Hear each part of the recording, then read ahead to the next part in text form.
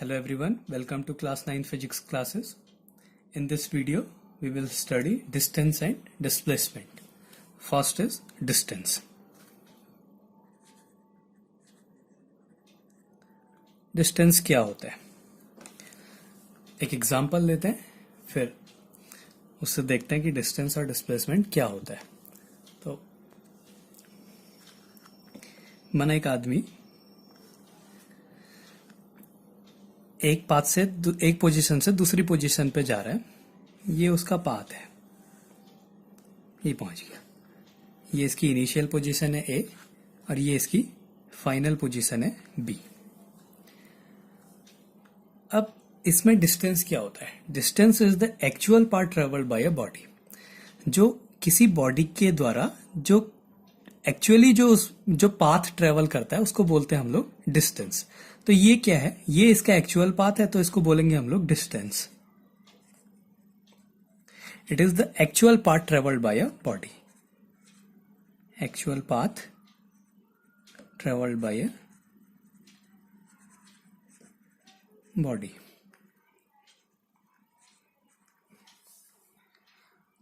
अब डिस्प्लेसमेंट साथ में लेके चलते हैं दोनों को. डिस्प्लेसमेंट क्या होता है?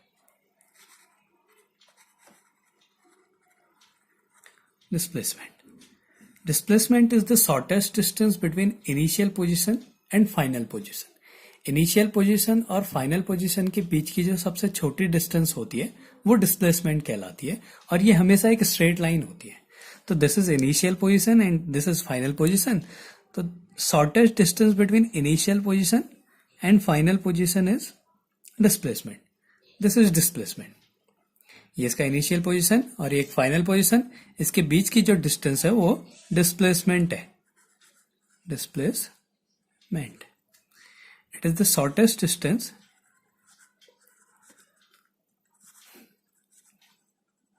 Between initial position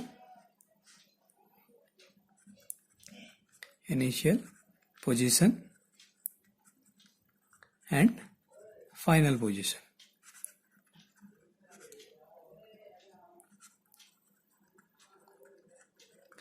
Shortest distance between initial position and final position.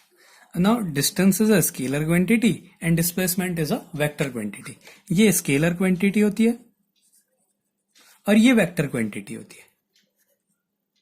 ये कैसे होती है? तो लास्ट वीडियो में मैंने बताया था कि हम आगे को डिस्टेंस, डिस्प्लेसमेंट, बाकी जितनी भी स्केलर और वेक्टर क्वांटिटीज थी उन सब के बारे में हम पढ़ेंगे. तो ये डिस्टेंस और डिस्प्लेसमेंट, इसमें एक स्केलर क्वांटिटी और एक वेक्टर क्वांटिटी है. तो वेक्टर क्वांटिटी क्या होती है? ऐसी क्वांटिटी जिसके पास डायरेक्शन और मैग्नीट्यूड दोनों होते हैं उसको बोलते हैं हम लोग वेक्टर क्वांटिटी. और स्केलर क्वांटिटीज वो होती है जिनके पास सिर्फ मैग्नीट्यूड होता है, कोई पर्टिकुलर डायरेक्शन नहीं होती है.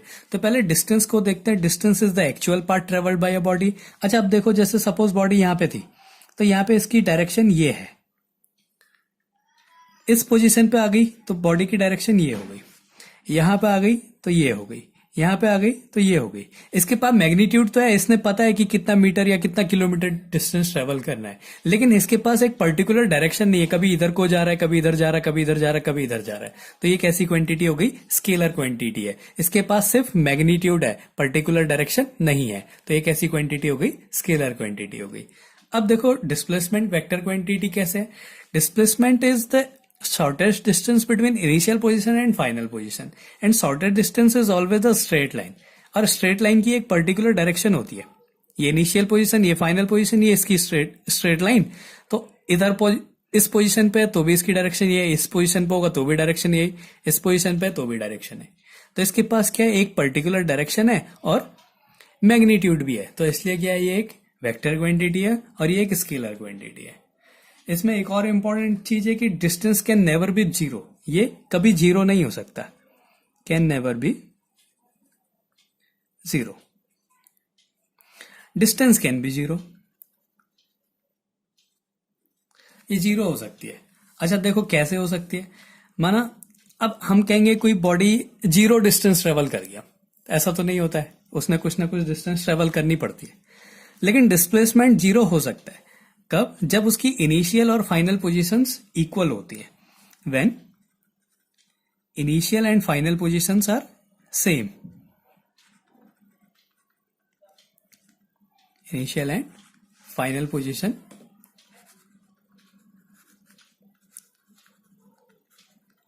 are same. तो जब इनिशियल और फाइनल पोजीशन एक ही है, माना एक ऑब्जेक्ट यहां से स्टार्ट करता है यहां से स्टार्ट करता है और वापस घूम के यहीं पहुंच जाता है, तो इसका अब डिस्प्लेसमेंट क्या होता है? इनिशियल पोजीशन और फाइनल पोजीशन के बीच की डिस्टेंस होती है। तो इनिशियल पोजीशन भी यही है और फाइनल पोजीशन भी यही है, इसलिए इसके बीच का डिस्टेंस क्या हो गया? जीरो हो गया। तो distance can be zero, displacement can be zero, लेकिन डिस्टेंस कभी जीरो नहीं होता है। तो यहां से यहां कुछ ना कुछ डिस्टेंस उसने ट्रेवल करा होगा, कुछ ना कुछ उसका मैग्नीट्यूड होगा, इसलिए distance can never be zero but displacement can be zero. Distance can be equal to, एक और पॉइंट है, distance can be equal to displacement when both are moving in a straight line. अगर कोई body एक straight line में move कर रही है, ये इसका इनिशियल पोजीशन, ये इसका फाइनल पोजीशन, तो actual part travelled by a body भी यही है और shortest distance between initial position and final position भी यही है। इसका मतलब अगर कोई बॉडी स्ट्रेट लाइन में मूव करती है तो उसका डिस्टेंस और डिस्प्लेसमेंट इक्वल हो सकता है। Distance can B equal to displacement when body moves in a straight line.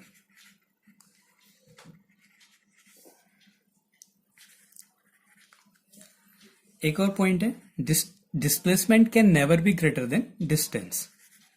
Displacement can never be greater than